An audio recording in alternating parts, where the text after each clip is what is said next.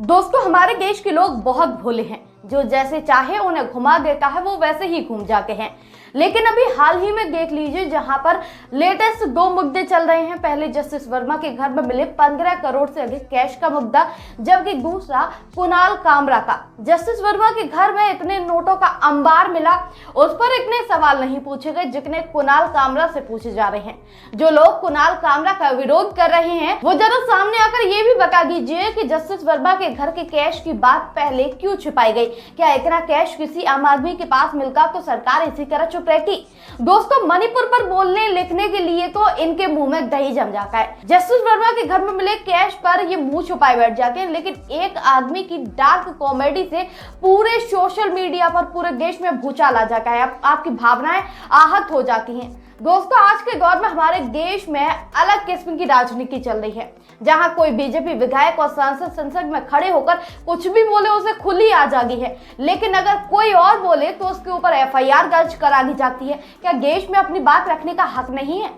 दोस्तों, आखिर कामरा की कॉमेडी से इतनी मिर्ची क्यों लगी है? इस मामले में 12 लोगों को गिरफ्तार किया गया, लेकिन शाम तक उनकी जमानत भी हो गई। दोस्तों, इसको लेकर शिवसेना सांसद नरेश महसी ने कहा कि शिवसैनिक आपके पीछे लग जाएंगे तो कामरा देश छोड़कर भागना पड़ेगा।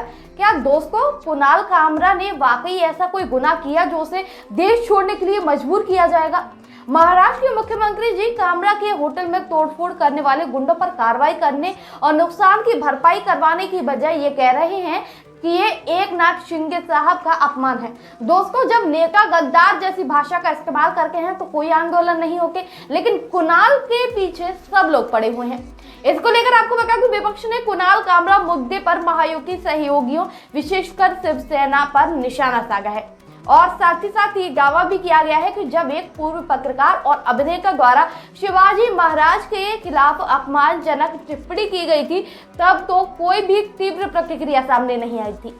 कांग्रेस विधायक नाना पटोले ने विधानसभा में पूछा कि छत्रपति शिवाजी महाराज के खिलाफ अपमानजनक टिप्पणी करने वाले प्रशांत कोरटकर और राहुल सोलापुरकर के खिलाफ कोई गुस्सा क्यों नहीं था।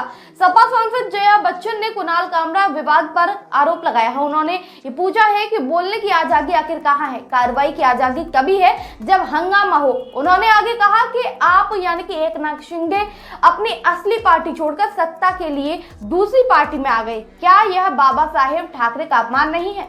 दोस्तों, आजकल राजनीति और उसके नेता कॉमेडियन को मारने पर लगे हुए हैं। एक जमाना था जब नेता अपनी मिमिक्री का खुद आनंद लेते हुए मजे लेते थे।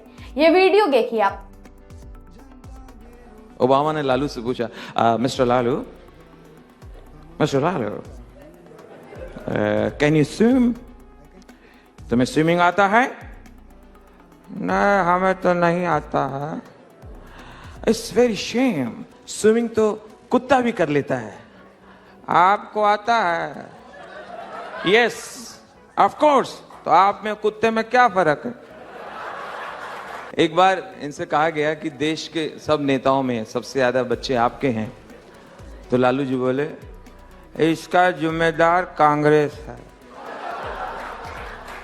इसके पीछे कांग्रेस का हाथ है। फैमिली प्लानिंग की प्लानिंग कांग्रेस लेके आई थी और उस जमाने में हम विपक्ष में थे, तो उनकी हर योजना का विरोध करना हमारा धर्म था।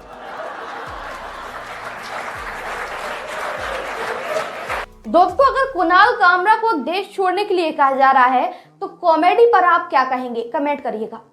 दोस्तों, वीडियो अच्छी लगी हो तो हमारे चैनल को